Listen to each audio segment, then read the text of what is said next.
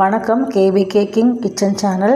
நம்ம இன்றைக்கி ஸ்கூல் முடித்து வரும் குழந்தைங்களுக்கு ஈவினிங் ஸ்நாக்ஸை என்ன பண்ணோன்னு யோசிப்போம். இன்றைக்கி ஈஸியான ஒரு ஸ்நாக்ஸை பார்ப்போம். புழுங்கலரிசி இல்லாட்டினா பச்சரிசி 1 கப்பு ஊற வச்சுருங்க. 1 கப்பு பச்சரிசியும் ஒரு 4-5 உருளைக்கிழங்கு இருந்தால் போதும். ரொம்ப டேஸ்டியாக சுவையான ஸ்நாக்ஸை ரெடி பண்ணிடலாம். இதை அரைச்சி வச்சு நல்லா மிக்ஸ் பண்ணிக்கிங்க. மிக்ஸ் பண்ணதும் அதில் தேவையான அளவுக்கு உப்பு போடுங்க. ஜீரகம், பச்சை மிளகா, கொத்தமல்லி தழை, சில்லி ஃப்ளேக்ஸு போட்டு நல்லா மிக்ஸ் பண்ணி நீங்கள் எடுத்துக்கலாம். எந்த எண்ணெய் நீங்கள் யூஸ் பண்ணுறீங்களோ சமையலுக்கு அதை நீங்கள் எடுத்துக்கோங்க. கொஞ்சமாக ஊற்றுங்க, ரொம்ப கூட தேவைப்படாது.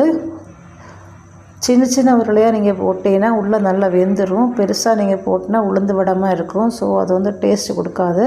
சின்னதாக போட்டிங்கன்னா சின்ன குழந்தைங்களுக்கு விரும்பி சாப்பிட்றதுக்கு பிடிச்சிருக்கும். இதுக்கு தேவையான சட்னி பார்த்திங்கன்னா வரமிளகா, கடுகு, பூண்டு போட்டு நல்லா கடலைப்பருப்பையும் போட்டு வறுத்தெடுத்துட்டு தேவையான அளவுக்கு தக்காளியும், புளி, காஷ்மீரி சில்லியும் போட்டு நல்லா வணக்கிடுங்க. நல்லா ஆறுனதும் நீங்கள் மிக்சியில் அடித்து எடுத்துட்டிங்கன்னா சுவையான சட்னியும் ரெடியாக இருக்கும்.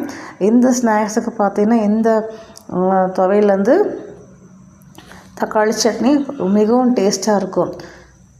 ஸோ குழந்தைங்கள பார்த்திங்கன்னா இந்த பிஸ்கெட்டு, ஸ்நாக்ஸு, ஜங்க் ஃபுட்லாம் சாப்பிட்றத தவிர்த்துட்டு இதை செஞ்சு கொடுங்க. தேங்க்யூ.